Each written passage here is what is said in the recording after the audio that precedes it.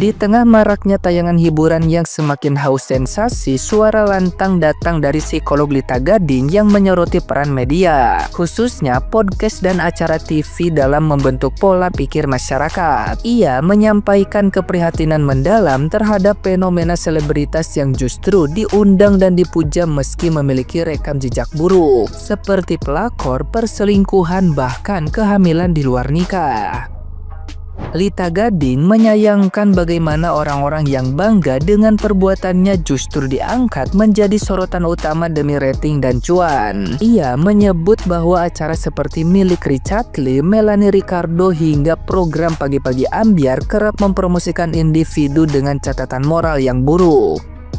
Padahal menurutnya masih banyak sosok inspiratif seperti pemenang Olimpiade, mahasiswa yang diterima di universitas dunia, bahkan anak kecil bernama Nala yang mampu menghafal seluruh materi kedokteran. Sosok-sosok inilah yang pantas dipublikasikan karena membawa harapan dan semangat kemajuan bangsa, bukan kisah cinta gelap yang menjadi konsumsi publik. Pernyataan Lita Gading seakan menyentil realita media saat ini yang tengah ramai memberitakan pengakuan kehamilan Erika Carlina. Kasus yang menyeret isu kehamilan di luar nikah ini menjadi bukti bagaimana kisah personal yang seharusnya ditangani secara privat justru diekspos tanpa kendali dan malah menjadi peluang panggung baru bagi para pelaku. Lita Gading menegaskan bahwa konten seperti ini berdampak buruk bagi kesehatan mental masyarakat, apalagi jika disuguhkan berulang-ulang tanpa keseimbangan nilai. Ia mengingatkan bahwa publik figur seharusnya menjadi teladan, bukan malah membongkar aib dan menjadikan kisah kelam sebagai alat untuk viral. Ia menyerukan agar para pembuat konten lebih bijak dalam memilih narasumber, bukan hanya demi viral, tapi demi menciptakan tayangan yang mendidik, membangun, dan memajukan bangsa. Hey para podcast dan TV, saya minta tolong sama kalian ya, bisa nggak sih tidak menunjukkan dan tidak mengundang seseorang yang sudah melakukan hal-hal yang jelek gitu loh. Kenapa sih Anda mengekspos seseorang yang sudah jelas-jelas dia seorang pelakor, dia bangga dengan apa yang sudah dia perbuat, dia punya anak dari hubungan tanpa status. Kalau tayangan-tayangan sekarang ini hanya mempertunjukkan dan mempertontonkan sesuatu yang nilainya tuh materi gitu. Please dong, saya minta tolong ya sama Richard Lee, sama Melanie Ricardo, Pagi-Pagi Ambyar, atau siapapun itulah gitu. Kenapa mesti mempublish orang-orang yang notabene sudah memberikan efek negatif terhadap kita semua? Bingung ya, KPI juga kemana gitu loh ini. Tayangan-tayangan kayak begini kok tetap diteruskan, tetap tidak memilah dan tidak memilih gitu. Mana bentuk tayangan yang seharusnya dipublish gitu. Mengundang narasumber yang memang benar-benar kompeten. Masih banyak tuh, kemarin ada yang menang Olimpiade apa, ada tuh mahasiswi yang diterima di 15 universitas dunia, tapi Anda tidak undang masalah itu. Mereka itu berprestasi dan mereka punya potensi besar untuk kemajuan negara kita. Ada satu lagi tuh anak pinter cerdas, anak kecil, namanya Nala apa siapa gitu. Dia bisa menghafal semua materi-materi kedokteran.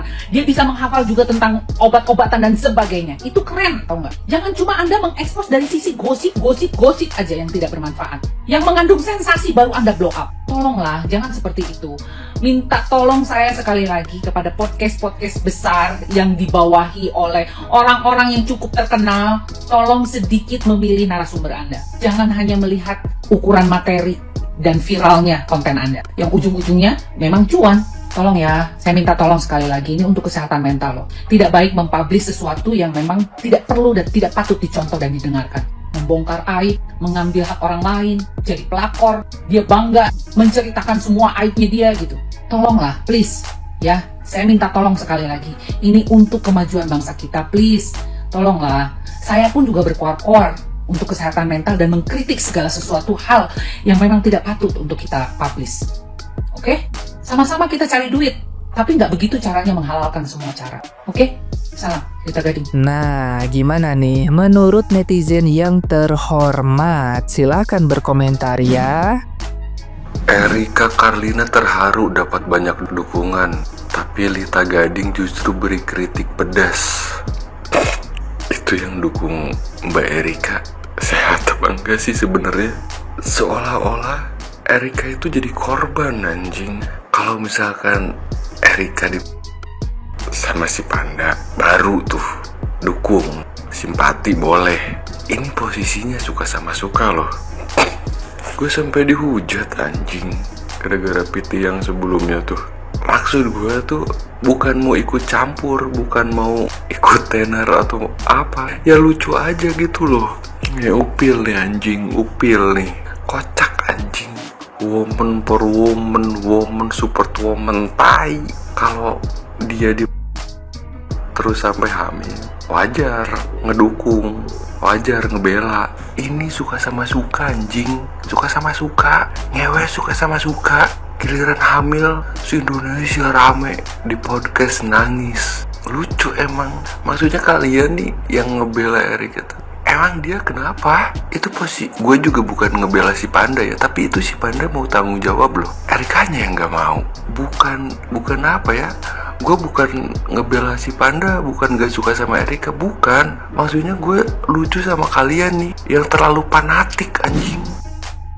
Aku justru kasih lihat podcastnya Deddy Kobuzer sama Erika ke anak aku. Banyak aku temuin di kolom komen kalau podcast itu tuh cuma kasih contoh yang gak baik ke anak-anak tentang hamil di luar nikah. Tapi menurut aku banyak banget pelajaran yang justru bisa diambil anak-anak kita dari podcast itu. Jadi tergantung kalian nyikapinnya gimana dan gimana kalian komunikasiinnya ke anak. Tapi tentunya belum semua anak boleh diperlihatkan pembahasan-pembahasan seperti itu ya. Tergantung anak kalian tuh udah sejauh mana belajar tentang sex education dan gimana kalian dan anak kalian tuh udah membuka diri dan mengkomunikasikan tentang sex education di rumah. Nah, kalau anakku sendiri memang dia sudah masuk kelas 6 dan di grade sebelumnya dia sudah belajar tentang sistem reproduksi. Tapi memang kan di sekolah tidak dijelaskan secara gamblang bagaimana kontak fisiknya itu seperti apa. Memang sudah ada pertanyaan-pertanyaan di rumah ke aku tentang bagaimana hal itu bisa terjadi. Dimulai dari kayak gimana sel sperma bisa ketemu sama sel telur itu.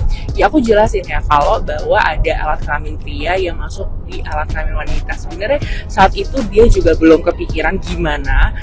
Dia bilang kayak, tapi kan kalau kita pegangan tangan atau kita pelukan, ya itu kan nggak bisa masuk, kita masih pakai baju, pakai celana gitu ya. Aku jelasin kalau itu bisa terjadi yang kita nggak pakai apa-apa. Nah jadi ada di satu titik dia menyadari kayak, jadi mama pernah lihat papa nggak pakai baju dan papa pernah lihat mama nggak pakai baju gitu. Dia agak shock gitu dan aku bilang yes itu terjadi, tapi itu bisa terjadi dan boleh terjadi saat kita sudah menikah. Gimana Tuhan dan agama kita tuh benar-benar melindungi tubuh kita, nggak boleh disentuh apalagi kayak sampai dimasukin sebelum adanya proses pernikahan. Jadi memang hal-hal itu sudah aku lakukan komunikasi di rumah. Aku jelasin kalau wanita itu udah bisa hamil di saat dia sudah menstruasi, dimana mungkin di beberapa temennya sudah ada yang menstruasi. Jadi aku benar-benar beberapa kali masuk ke pembahasan kalau kamu benar-benar harus jaga karena mungkin kamu sebentar lagi akan menstruasi.